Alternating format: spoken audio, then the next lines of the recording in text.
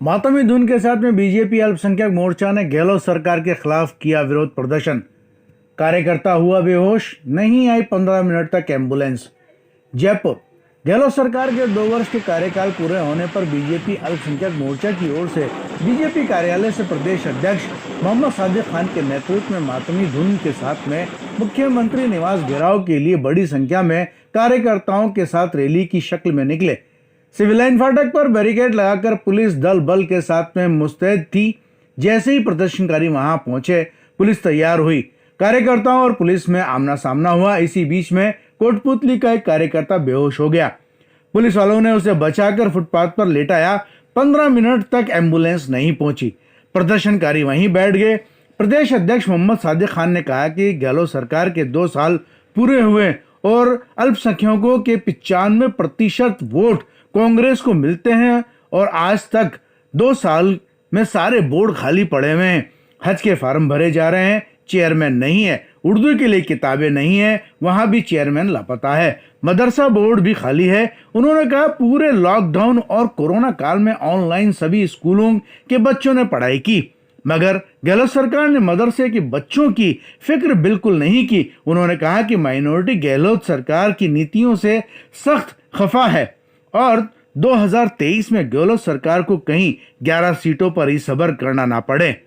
हमीद खान मेवाती ने कहा कि जिस माइनॉरिटी के वोट पर कांग्रेस को मिलते हैं वो समाज आज बेबस नजर आ रहा है। मेवात में दिल्ली की पुलिस आकर एक मुस्लिम नौजवान को गोली मारकर चली जाती है और उसके खिलाफ कोई कार्रवाई नहीं होती। उन्होंने कहा कि गृह मंत्रालय मुख्यमंत्री के पास है और उन्हें खबर तक नहीं है।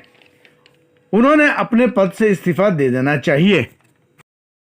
अशोक गहलोत जी की जब से सरकार ये लोग सत्ता में आए हैं पिछले 2 साल से, ये अपने जो सबसे ज़्यादा जो इनका पक्का वोटर है, जो 95% माइनॉरिटी जो इनको पोल करता है, आप यकीन जानिए कि अगर इन चुनाव में माइनॉरिटी का 82% पोल नहीं होता तो ये पिछले चुनाव की तरह 21 सीटों पर सिमटते। 95% माइनॉरिटी ने पोल किया है इनके लिए और उसके बावजूद पिछले 2 साल में इन्होंने बच्चों की स्कॉलरशिप बंद करी है। आप बिल्कुल इस बात को पक्का मानिए कि पिछले 2 साल में इन्होंने राज्य सरकार ने एक भी बच्चे को स्कॉलरशिप नहीं दी है माइनॉरिटी को, जबकि और जो दूसरे समाज हैं SC ST OBC उनका स्कॉलरशिप चालू है। हम कहते हैं उनका आप चालू रखिए, मगर आप माइनॉरिटी के बच्चों को भी स्कॉलरशिप दीजिए। हायर एजुकेशन के लोन इन्होंने बंद कर दिए। उसके अलावा केंद्र सरकार से जो पैसा इनके पास आया है उनको ये खुद के नाम से पिछले 1 साल से बांट रहे हैं, जबकि केंद्र की मोदी सरकार ने वो सारा पैसा इनको भेजा है। मेरे पास पूरी डिटेल मौजूद है, नेट पर पूरी डिटेल मौजूद है। जहाँ तक वक्फ बोर्ड का ताल्लुक है, वक्फ बोर्ड की कम से कम 270 प्रॉपर्टीज़ के ऊपर ये लोग कब्जा करके बैठे हैं, जिसमें 69 प्रॉपर्टीज़ PWD ने चिन्हित की है। उन 69 प्रॉपर्टीज़ का 21 करोड़ रुपया राज्य सरकार में बकाया चल रहा है। ये जब किराया चुकाएंगे नहीं तो वक्फ बोर्ड कैसे चलेगा। मदरसा पैरा टीचर्स की जहाँ तक बात है, वसुंधरा जी के बाद से इन्होंने कोई मदरसा पैरा टीचर्स का नियमन नहीं किया है, ना मदरसों में ये खेल सामग्री और शिक्षा सामग्री बांटी है। एक बात और आपके जरिए कहना चाहूँगा कि जब से कोरोना काल आया है, इन्होंने सभी जगह अशोक गहलोत जी की सरकार ने ऑनलाइन पढ़ाई करवाई है, चाहे वो स्कूल हो, चाहे कॉलेज हो, चाहे यूनिवर्सिटीज़ हो। किसी मदरसे में इन्होंने कोई ये जो ऑनलाइन पढ़ाई नहीं करवाई। मुझे बताइए माइनॉरिटी के बच्चों ने क्या नुकसान किया है? कल को उनकी पढ़ने की आदत छूटेगी, वो स्कूल जा नहीं पाएंगे, फिर कौन जिम्मेदार होगा?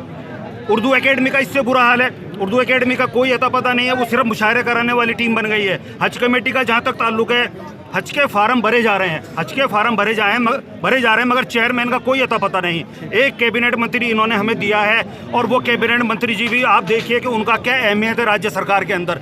इसलिए मैं चाहूँगा अशोक गहलोत जी के आप वक्त रहते जागिए, वरना ये होगा कि माइनॉरिटी फिर आपसे परेशान होकर वापस 32% पोलिंग करेगी और आप 21 नहीं अब 11 सीटों पर सिमटेंगे। अगर हमने यहाँ पर कल ही यहाँ पे धरना दिया, धरना देने के बाद में जब ये सरकार जागी और रात को 8:30 बजे इन्होंने मुकदमा दर्ज किया, हमने उनसे मुआवजे की मांग की, लेकिन जब गृह मंत्री होते हुए भी इनको पता नहीं कि राजस्थान के अंदर क्या हो रहा है, तो इनको इस्तीफा दे देना चाहिए। 2 साल के अंदर जिस तरह से अन्याय हमारे समाज के साथ हुआ है, जो बोर्डों का गठन इनके द्वारा नहीं किया गया, क्योंकि अगर बोर्ड बन जाएंगे तो गतिविधियाँ शुरू हो जाएंगी। आज तक कोई गतिविधियाँ शुरू नहीं हो, चाहे कोई सा भी बोर्ड हो, क्योंकि सरकार हमारी जब थी माननीय वसुंधरा जी की, उन्होंने 6-6, 7-7 बोर्डों में हमारे राज्य मंत्री का दर्जा दिया। इन्होंने आज तक 2 साल निकल गए, जिस कौम ने इनको 95% वोट दिया उस कौम का कोई नुमाइंदा नहीं है। शर्म की बात है। आज मजबूरी में हमने जो ये आज नेतृत्व जो हमारे एम सादिक साहब ने किया है, उनके साथ में लगे पूरे राजस्थान के लोग जाग गए हैं। क्योंकि अल्पसंख्यक समाज जो सोया हुआ था 2 साल गलती से उन्होंने वोट दिए थे, अब वो अपने आप को पछतावा कर रहा है। आने वाले समय में जब 2023 में इसकी सत्ता पलटेगी अशोक गहलोत जी की, जब आपको पता लग जाएगा कि वोट प्रतिशत क्या रहेगा। ठीक है।